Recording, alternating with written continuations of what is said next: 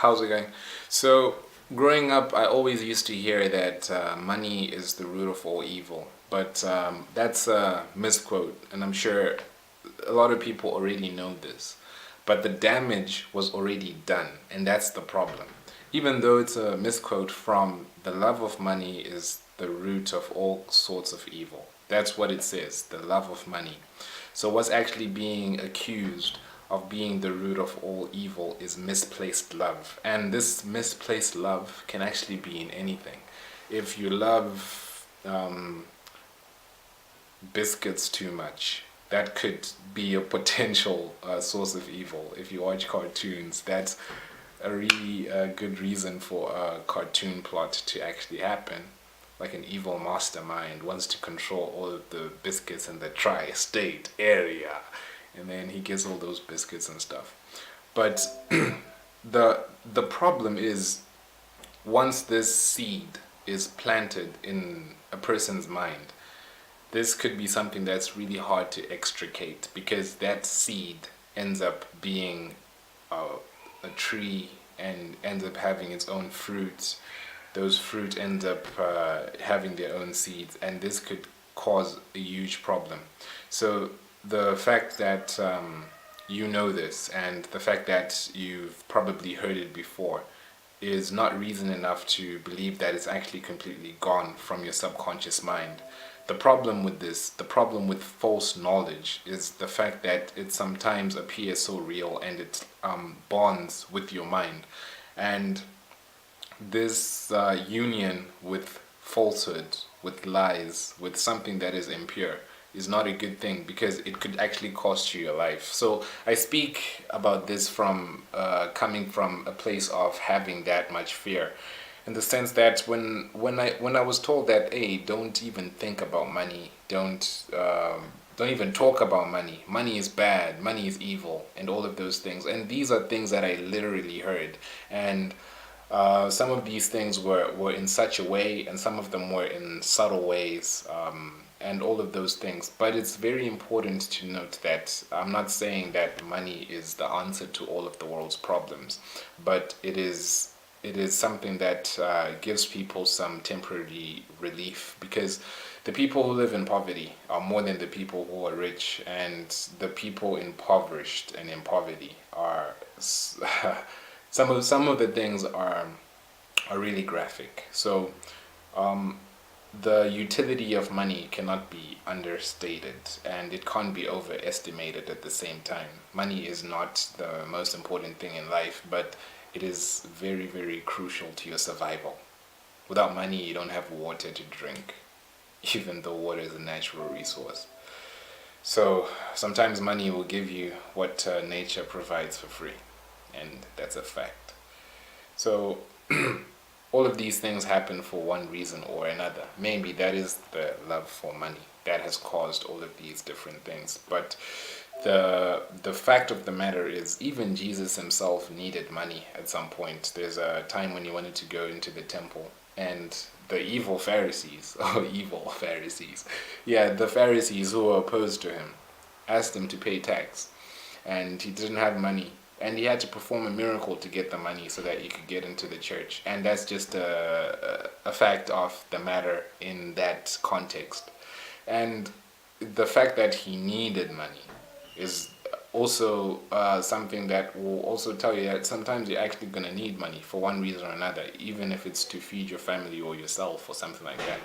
So the problem is fear, and this fear makes people have a false reality and a false understanding of what the world actually is made up of. They say that money makes the world go round, and to some extent it's true, because everything demands money. And at the same time, what is really, really true is that you have to decide for yourself what role money will play in your life.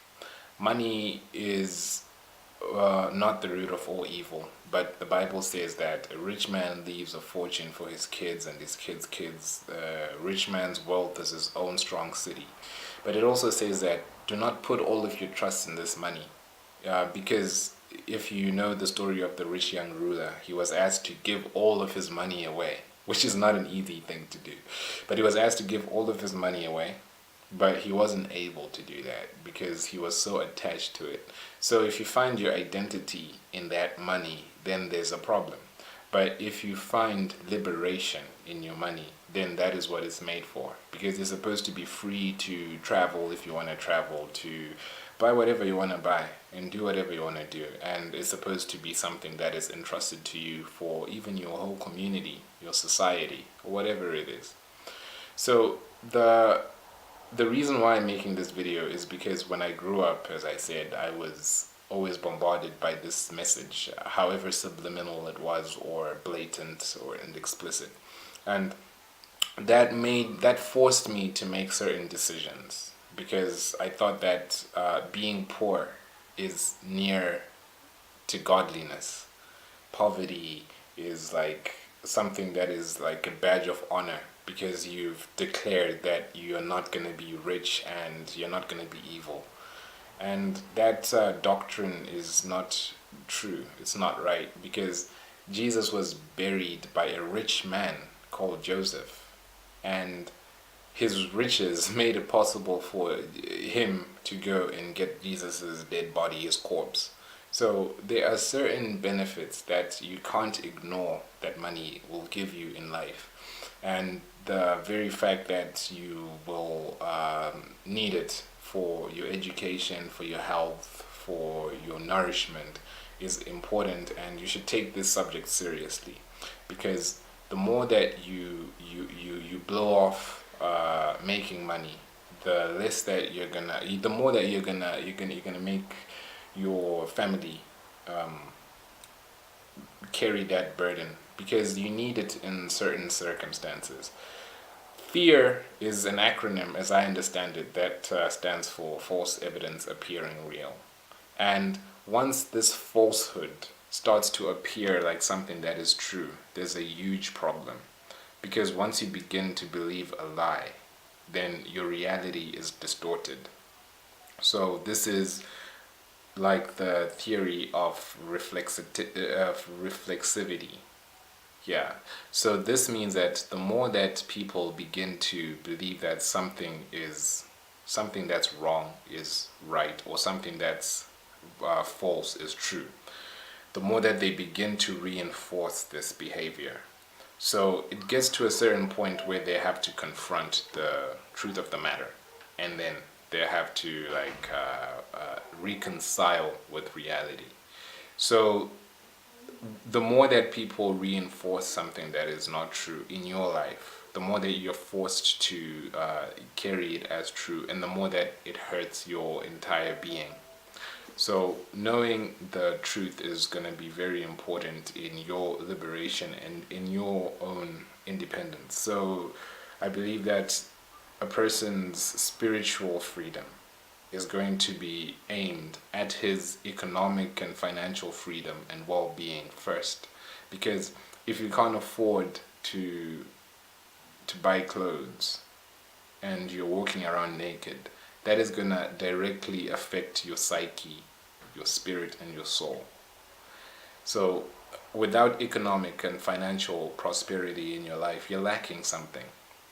When Jesus was picking his disciples, he went to Peter. And then Peter was on his boat because he was a businessman. He went to Peter and went on his boat, and then told him to go to another place in the water.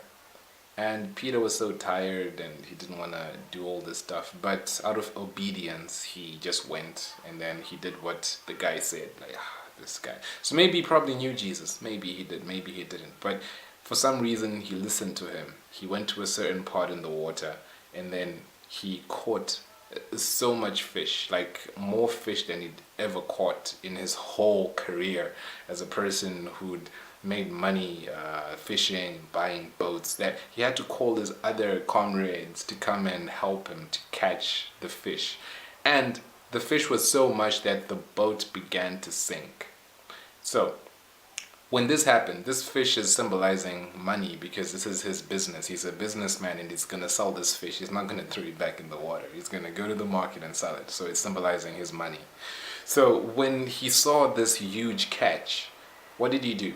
He turned to Jesus and then he's like, hey, please get away from me, for I am a sinful man. I'm not worthy of this. So this actually shows that the blessing of him, or according to him, that blessing was reflected through that material wealth, through that money, through getting a lot of money. That's why in the book of Job, when God was testing him and punishing him for some reason, he was going through pain, trials, and tribulations. What showed that God was not on his side was the fact that his money was taken away. And if you look in the Bible, all of the father of the faith of Christianity is Abraham. And he was so rich that his nephew began to also be rich through him, that he was so rich that he wasn't able to stay in the same place with his nephew because their flocks were too large to share that same space of land. And right now, there are not so many people who have that much wealth, so much wealth that he needs length, breadth, and depth in terms of land. So massive wealth. So all of these things are things that recur in the Bible. But the falsehood that is taught is that money is the root of all evil, and that's simply not true. Because even in heaven, if you read in the book of Revelations, there's a throne around the throne. There are 24 thrones around the throne of God. And on these thrones, there are 24 elders. And when the angels are singing, the seraphim angels are singing, Holy, holy is the Lord God Almighty, who was, is, and is to come. So every time they do that, these elders get up and then they take offerings of gold to God in heaven right now. So if you look through heaven, if you can have a peek, that's what's going on right now. And they're using gold as an offering to God. So this is money. Gold is the only money. What we use is currency and all of that, but that symbolizes gold, that symbolizes money. And everything as it on earth as it is in heaven, as in the Lord's Prayer. And this is how it really is. So understanding the root and the purpose of money will really take you far. And once a person has money, it means that you have been entrusted by society with a stake in society. It's like you're a shareholder in your community, in your society. And as a shareholder, you have the responsibility to make decisions. So what happens is that people are not prepared for the responsibility that money brings, the responsibility of making money in the first place. But I've seen that so many people, due to some false teachings and stuff like that, they are in a state of not being able to trust themselves with success, with wealth, and with growth. Imagine not being able to trust yourself to be honorable in terms of money. Some people are afraid to be successful. I know that I used to try to get it out of my mind because it was subconsciously planted. So I consciously tried to remove it, but that was not easy to do. But this is me still struggling through it by making this video so that I can consciously know that this is what I'm doing, and I can actually have evidence that this is what I do believe. Because you have to really supplant it, because it's being watered and seeded and it's growing as a plant in a person's mind. While it's supposed to be a weed that's easier to pluck, but it's a plant because it's planted by so many different words. And this is what has pushed me to create this video, and to also express this, and to be able to get rid of that notion. Because if you are actually in this if you watch some of these videos, then I think this is something that you really need to hear, and something that will really make sense. Because the more that you realize that you're also a person who is destined for wealth and greatness, me, everyone is a jar of clay that's full of treasure. So this treasure is actual wealth. So you have to realize that this is your heritage, your inheritance, and what is yours. So so just know that.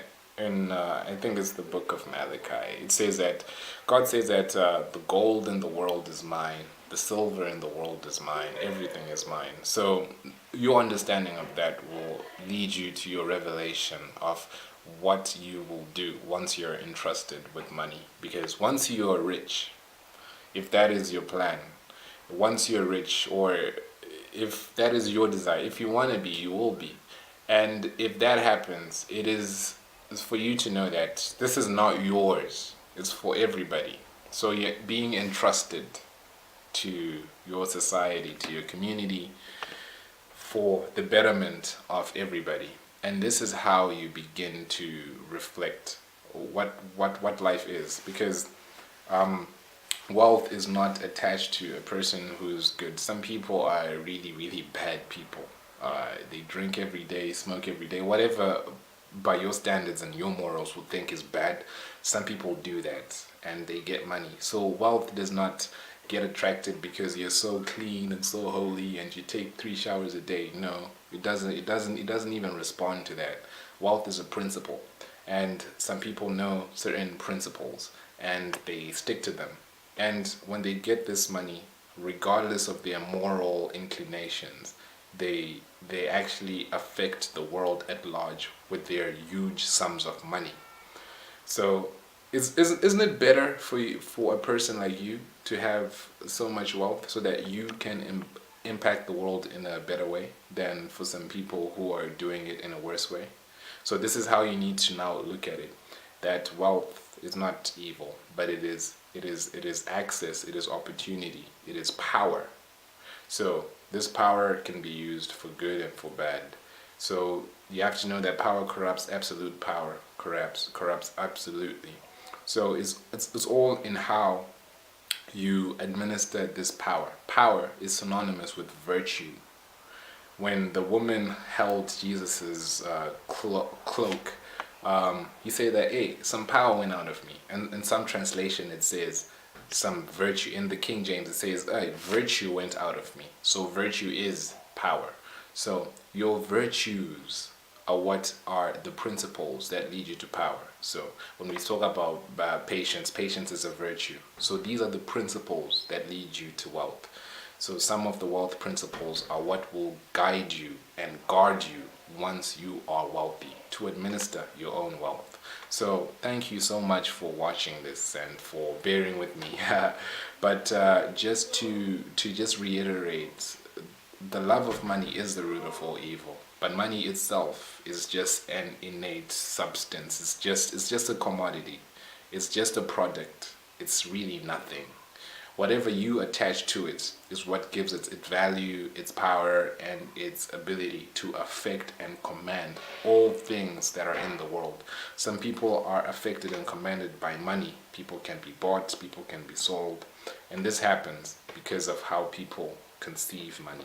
So how you see money is very important, and this is why I'm making this. So I used to see money with this with eyes of fear, with a heart of timidity, but I had to change that and refocus. So I hope that you can also see money in the right way, in a way that really impacts your life and changes your life for the better. So thanks a lot, and I'll see you soon.